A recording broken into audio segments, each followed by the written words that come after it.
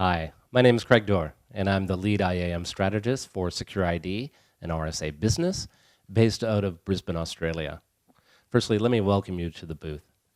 Please feel free to download our collaterals, ask a question, or have a conversation. Feel free to do that. Today, I'm going to talk about a very popular topic and talk about what my opinion is about it in terms of maybe what you'd call the top myths associated with it. Lots of buzzwordy stuff out there, and especially with respect to this topic, referred to as zero trust. So zero trust, let's define it first, is loosely defined. It's a legitimate cybersecurity methodology. It's more than just a catchphrase. It's a legitimate principled approach around protecting your environment against more modern threat vectors. We've seen perimeter-based controls kind of fail all over the place in recent era. So perimeter-based controls, are found to be somewhat lacking. And in somewhere around 2014, a fellow by the name of John Kindervag out of Forrester Research took some material from history and very nicely consolidated it into basically what you call a simple catchphrase.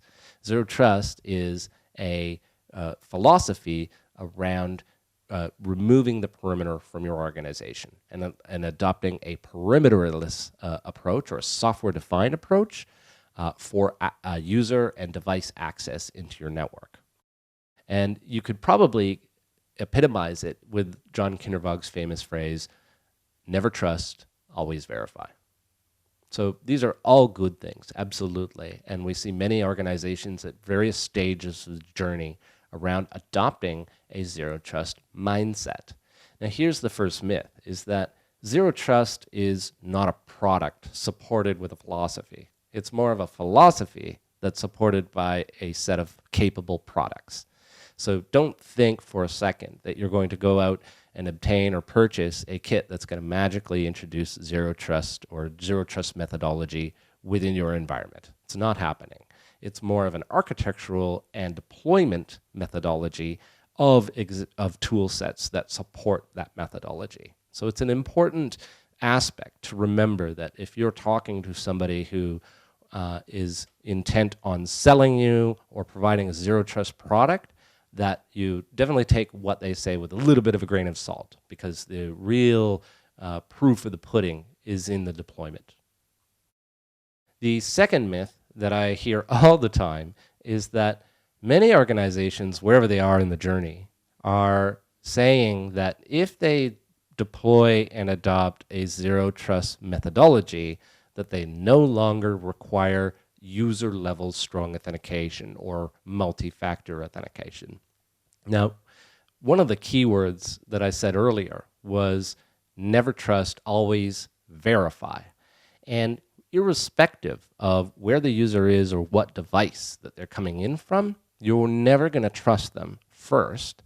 And when it comes down to granting them in real time access to a given resource, application, legacy application, cloud application, you want to verify who the user is, just to prevent abuse of whatever it is that you're building. And so the idea is that zero trust is a means by which you are approaching security controls a slightly different way, but the issue around human access still remains. And so eliminating the idea of verifying a user identity either in real time or based on context is super important within a zero trust methodology, not less important. So that's the second myth that I wanted to address in this video. The final myth is, and it's another cornerstone of zero trust among many cornerstones, and it's the notion of context. Context for devices, what they have access to, and it makes no assumptions based on, say, if you're on the network or off the network. That really just doesn't actually translate inside of a zero trust methodology. And the notion of validating users based on context is super important. And that comes into play with respect to whether a user has access or has the rights to access a given downstream application, whatever it is. So their entitlement to that application becomes ever more important. And if you double down on that, having almost or near real-time validation of an entitlement based on context and what the user's role is and what they've done before, super important. So entitlements management becomes an extra cornerstone in an overarching zero trust methodology.